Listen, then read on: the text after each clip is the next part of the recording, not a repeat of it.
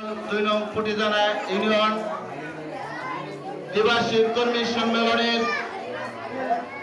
সম্মানিত সভাপতি আইনশৃঙ্খলা দক্ষিণ মহিলা দলের সহসভাপতি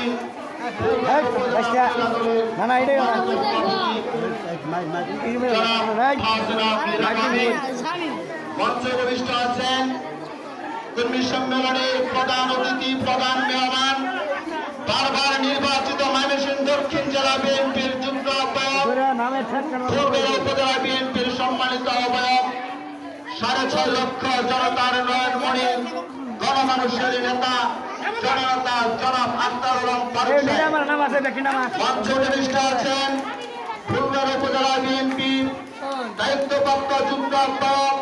সাবেক ছাত্র নেতা সাবেক যুব নেতা জনাব সাইফুল ইসলাম বাদল সাহেব মঞ্চে উপবিষ্ট আছেন সাবেক ছাত্র নেতা সাবেক চেয়ারম্যান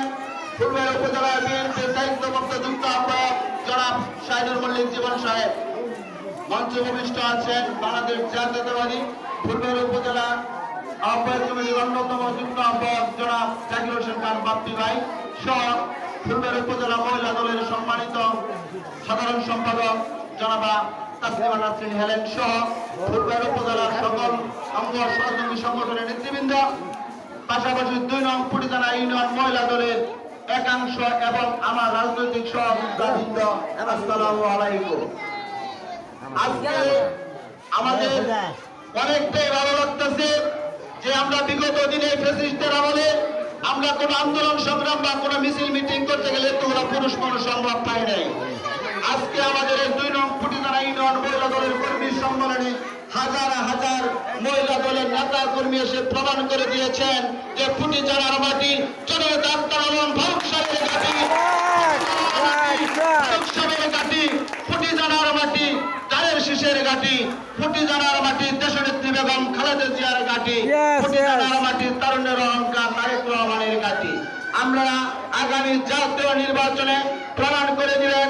আমরা প্রত্যেকটা ওয়ার্ড থেকে আমাদের ইউনিয়ন থেকে আমরা যাতে আমাদের জননেতা আখতার আলম ফারুক সাহেবকে তারের শীষের সর্বোচ্চ পরিমাণ ভোটকে আমরা জয়যুক্ত করতে পারি।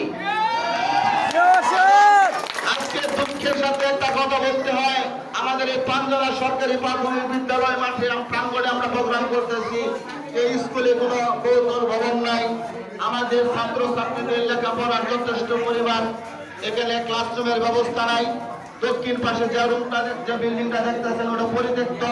তাই আমি আমাদের ফুলবাড়ী উপজেলার ধানের শীষের কান্ডারি আমাদের জননেতা